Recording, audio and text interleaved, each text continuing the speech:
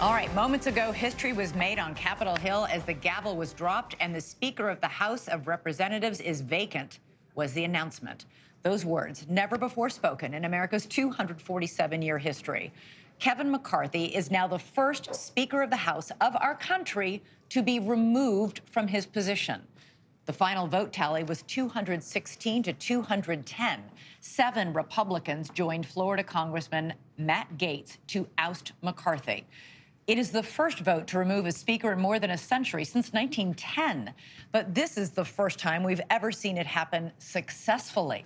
So now lawmakers will need to pick a new speaker, and that process could be just as chaotic. And until then, there's the very real question: who is in charge? Who is leading our Congress? NewsNation's Joe Khalil is live on Capitol Hill for us tonight, where he's got a front row seat, Joe, to these dramatic and historic deliberations all day long. And all I can say is wow. Yeah, I mean, it is historic when you step back. You know, I think a lot of people who even expected that this might happen today took it as a bit surreal when you actually heard the gavel pound and that final statement that was that there is no longer a speaker because that role is now vacant. So putting the politics of this aside, which we've been hammering out all day today from the Republican perspective and from the Democratic perspective, the question becomes what comes next. It's a question you just raised, Elizabeth. Who is in charge? Just a little while ago, we talked to Congressman Tim Burchett right here on the steps about that very thing. He is one of the Republicans who voted to oust Speaker McCarthy, someone who was in his own party, from that top role here in the House. So we asked him, who comes next, who fills that void, and whether they're even interested in the job. Here's that conversation. Well, fortunately, we have a very deep bench. We've got some really great people there. Tom Cole, Mark Green out of Tennessee, Tom Emmert. Do any of them want the job? Steve Scalise. Come on. I mean, none of them have expressed that, have they yet? Or have they? You can make some news here.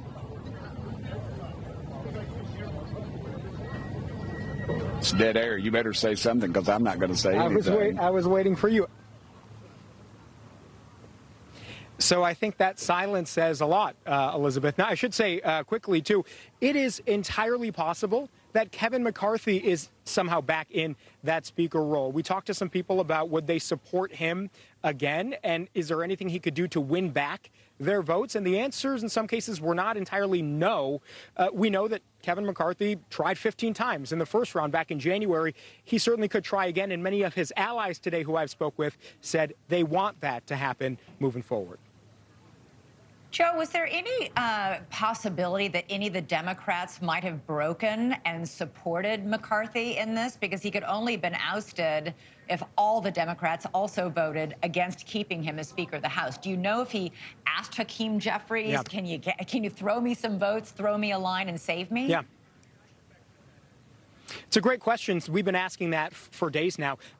It appeared that Democrats were potentially open to trying to ask for some concessions, things like money for Ukraine, maybe even more power in the House. But ultimately, it didn't seem like that happened at all. I don't know that there was any discussions. We've been asking Democrats. Many of them, very high ranking, said they're not aware that any discussions between McCarthy and Jeffries happened at all to try to negotiate that. And so, you know, we were wondering if that is on the table even in the future. Anything is possible at this point, Elizabeth. But every Democrat I spoke with today said, why would we help Kevin McCarthy?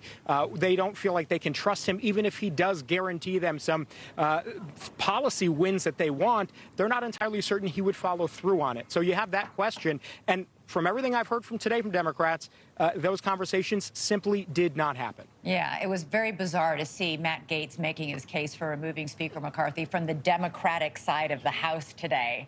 You know, Yeah. it was really Surreal. Wow. It's very surreal. And it doesn't appear, especially, I love the interview you did with Burchett on the steps right behind you. It looked like he looked a little bit like, okay, now what do we do? You know, like nobody knows. Thanks so much for watching. Go to joinnn.com to find NewsNation on your television provider. And don't forget to click the red subscribe button below to get more of NewsNation's fact-driven, unbiased coverage.